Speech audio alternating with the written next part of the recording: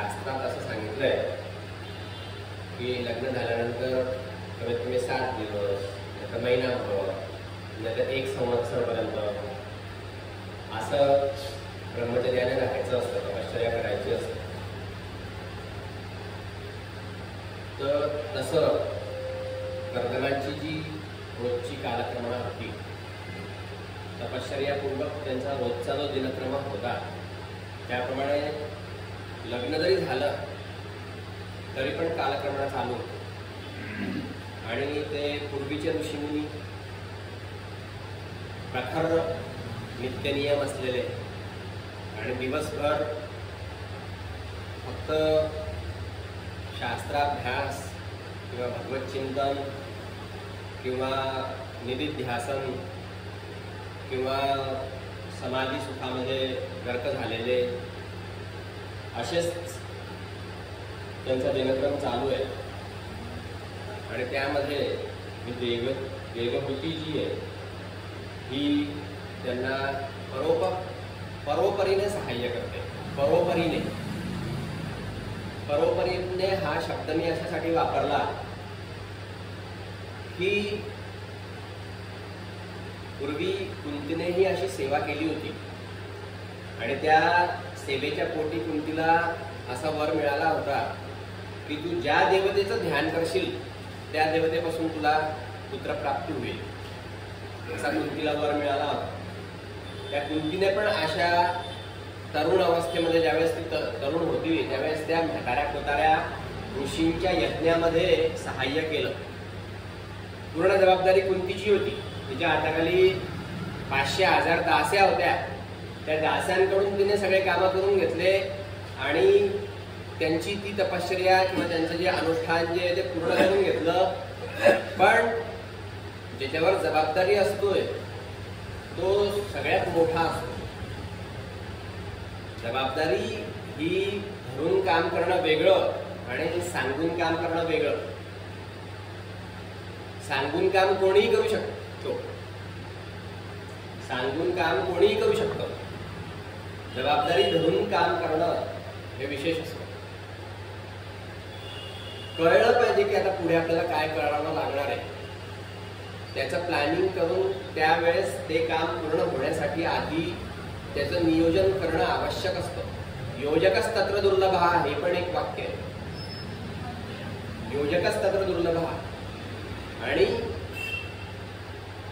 जबाबदारी घेऊन काम करणं हे सगळ्यात मोठं होतं. कुंतीने जबाबदारी घेतली होती आणि बायकोची तर जबाबदारीच असते की नवऱ्याच्या पूर्णपणे कामामध्ये त्याला परोपरीने सहाय्य करणे, अगदी परोपरीने. आणि मग त्याचं फळही आहे ना. मग म्हटलंय ना की जिच्या हाती पाळण्याची दोरी ती जगाते उद्धारी. असं नाव केव्हा झालं? ज्यावेळेस त्या पतिव्रता स्त्रियांनी आपल्या नवऱ्याला देव मानून, पतिदेव. आता त्या इंद्रेश महाराज वगैरे कोणी जे होते ते ज्यावेळेस कथा सांगत होते तर कथेमध्ये त्यांनी त्या बाईला सांगितलं, माईक घेऊन जी प्रश्न विचारत होती तिला सांगितलं की पतिदेव आहे. पतिदेव म्हणता ना तुम्ही, मग देवाप्रमाणे पतीच्या कामामध्ये परोपरीने सहकार्य करता का, हा प्रश्न आहे. मग इथे देवहूती जे करत होती किंवा कुंतीने जे केलं त्याला इथे महत्व प्राप्त होतं. किंवा माधवरावांची पत्नी रमाबाई, पतिव्रता ही इतकी मोठी असते की ती देवांनाही बांधून टाकते. सावित्रीने यमाला उभं केलं आणि यमाला जबरदस्तीने सांगितलं की आण माझ्या नवऱ्याचे प्राण. अशा या पतिव्रता स्त्रियांनी देवाला सुद्धा रोधलं, देवांना सुद्धा थांबवलं आणि आपल्या अधिकाराने त्या अशा मोठ्या झाल्या. म्हणून म्हणलं की जिच्या हाती पाळण्याची दोरी ती जगाते उद्धारी. जर स्वतःसाठी स्पेस निर्माण केली स्त्रियांनी तर मग असं कोण म्हणेल. म्हणून जर आपल्याला माहिती आहे की पतीच्या सगळ्या कामांमध्येच आपलं भलं आहे आणि त्यातच आपल्याला मोक्ष मिळणार आहे, मनुष्य जन्म सुद्धा नाही, मोक्षच मिळणार आहे डायरेक्ट, असं जर शास्त्राने सांगितलं आहे तर ते का करू नये? ते करायला हवं, मनपूर्वक करायला हवं, दासासारखं करायला हवं. पत्नी ही पतीची मैत्रीण नसते. आजकालच्या काळामध्ये जे एकेरी हाक मारणं आहे किंवा अगदी बरोबरीचं वागणूक देण्याचं जे आहे हे सब झूट आहे. हे फॉरेनचं कल्चर आहे किंवा परदेशाच्या लोकांचे विचार आहेत. हे आपले विचार असे नाही. आपल्या विचारामध्ये जी व्यवस्था लावून दिलेली आहे सगळ्या लोकांची, पतिव्रता धर्म आहे, पुत्राचा धर्म आहे, पित्याचा धर्म आहे, मातेचा धर्म आहे, भातृधर्म आहे, हे सगळे स्वे स्वे कर्मण्य विरतः संसिद्धी लभते नरा गीतेमध्ये सांगितलंय. आपल्या आपल्या या कामामध्ये प्रत्येकाने रत राहून जर कालक्रमणा केली तरच सिद्धी लाभते, नाहीतर नाही. स्वे स्वे कर्मण्य विरतः संसिद्धी लभते नरा. मी तुझं काम करेल, तो त्याचं काम करेल, तो त्याचं काम करेल, तो त्याचं काम करेल, असं नाही. ज्याचं जे काम आहे ते त्याने निभावलं पाहिजे. तर देवहूती असं इतकी, देवहूतीच्या बाबतीत पण इथे लिहिलेलं आहे आणि कुंतीच्या बाबतीत पण तिथे आहे. इतकी सेवा केली त्या ऋषीमुनींची, कुंतीने ऋषींची, आणि इथे आपल्या पतीची देवहूतीने इतकी सेवा केली की अतिशय हडकुळी होऊन गेलेली आहे आणि पूर्णपणे पतीच्या सेवेमध्ये रत झालेली आहे. आणि असे बरेच वर्ष निघून गेले आणि ही पतीची सेवा करते. आणि मग एके दिवशी ती म्हणते की गृहस्थाश्रमासाठी जे योग्य कर्तव्य असेल ते तुम्ही करा. ज्यासाठी स्त्रिया ह्या आपल्या पतीची सेवा करत असतात, यापासून अतिशय श्रेष्ठ अशी पतीकडून संतान प्राप्त होत असते स्त्रीला, तर त्यासाठी जे काही कर्तव्य असेल ते तुम्ही करा असं देवहूती म्हणते. ती ओळखते की ज्यांच्याकडे खूप मोठी योगशक्ती आहे आणि हे त्रिगुणात्मक मायेवरती यांचा निरंकुश अधिकार आहे. कर्दम एवढे मोठे होते प्रजापती की मायेच्या सगळ्या गुणांवरती यांचा अधिकार होता. माया त्यांनी जिंकली होती. तर देवहूती म्हणते की हे माझं दुर्बल शरीर आपल्या अंगसंगासाठी योग्य होईल असंही करा. त्याच्यापुढे ती म्हणते की ह्या सगळ्या कार्यासाठी योग्य अशा भवनाचा पण विचार करा. म्हणजे चांगलं घर, जंगलामध्ये राहत होते, पर्णकुटीमध्ये सगळं ते जीवन व्यतीत करत होते आणि तिथे कंदमुळं फळं खाऊन जीवन निर्वाह चालवत होते आणि फक्त दिवसभर शास्त्राभ्यास आणि दिवसभर देवाचेच काम आणि दिवसभर नित्यकर्म. तर योग्य अशा भवनाचाही विचार करा असं देवहूती सांगते.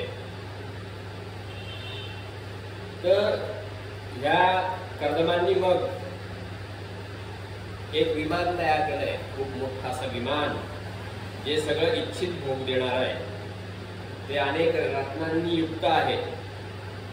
उत्तरोत्तर त्याच्यामध्ये संपत्तीची वाढ होत जाते, ती कधी सरत नाही. आपण आपलं ज्या वेळेस अमेरिकेला जायला निघतं मध्ये पोर्टवरती जाऊन त्याला पेट्रोल डिझेल भरावं लागतं, सगळं सामान भरावं लागतो. इथे असं नाही. इथे उत्तरोत्तर तिथली जी साधन सामुग्री आहे ती वाढत जाते. रत्नजडित खांबांनी ते युक्त असं विमान आहे आणि मनोपगामी आहे. म्हणजे जिथे इच्छा असेल तिथे ते जाणारं विमान आहे. त्याच्यामध्ये वेगवेगळे भ्रमरगुंजाराव करतायत. वेगवेगळ्या महालांमध्ये ठेवलेल्या वेगवेगळ्या शय्या त्या विमानामध्ये आहेत. पाचूची फरशी आहे, कोवळ्याचे सोपे तयार केलेले आहेत, हिरेजडित भिंती आहे त्याच्यावरती पद्मराज मणी लावलेले असे इतकं मोठं ते छान असं विमान,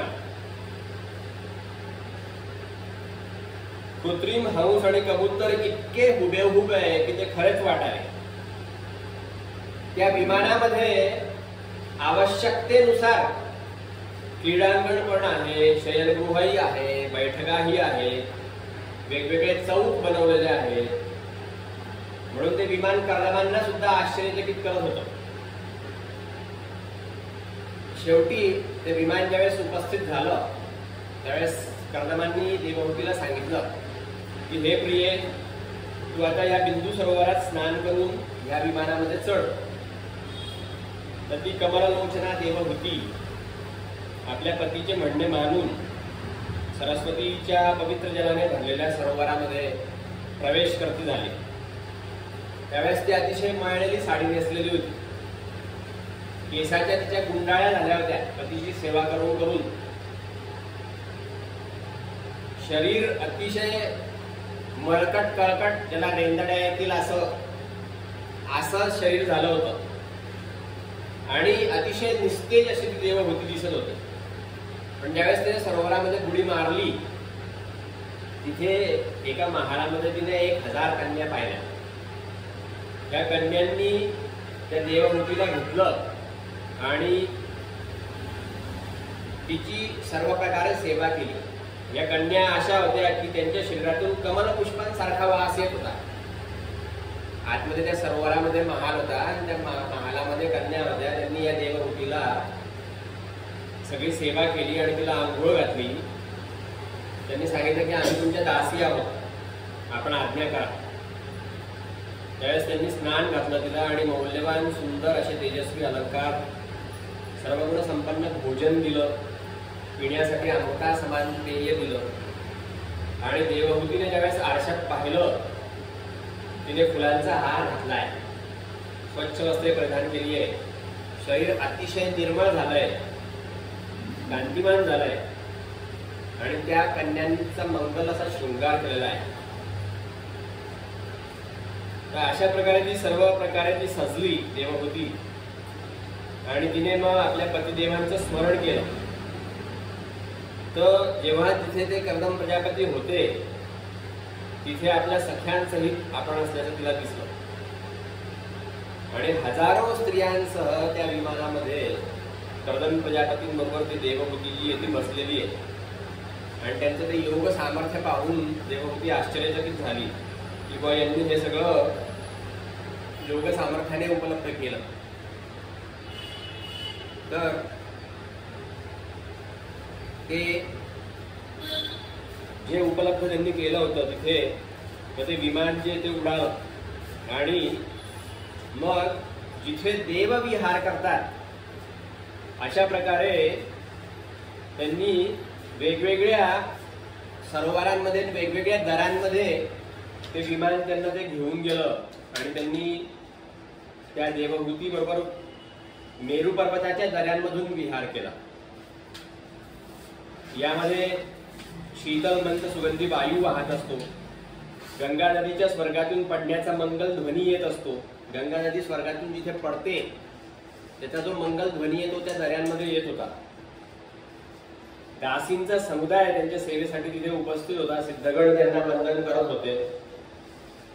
अशा प्रकारे ह्या प्राणप्रिया देवहूती बरोबर त्यांनी वैश्रंभ, सुरसन, नंदन, पुष्पभद्र आणि चैत्रनाथ अशा अनेक उद्यानातून आणि मानस सरोवरामध्ये प्रेमपूर्वक विहार केला. हे जे श्रेष्ठ विमान होतं ते विमान विहारी देवांवरतीही त्याने मात केली आणि भगवंताच्या भवभय हारी पवित्र चरणांचा आश्रय ज्यांनी घेतला आहे अशा ते कर्दम ऋषी असल्यामुळे त्यांना काय कमी होती. देवासाठी ज्यांनी आपलं आयुष्य झोकून दिलंय त्याला कशाचीच कमी कधीच पडत नाही. न मागता सगळं त्यांच्या काय एवढे आम्हा विठोबाचे पायी किंवा विठोबाचे पायी आम्हा नित्यदीप वाळी ह्या उक्तीप्रमाणे त्या कर्दमांकडे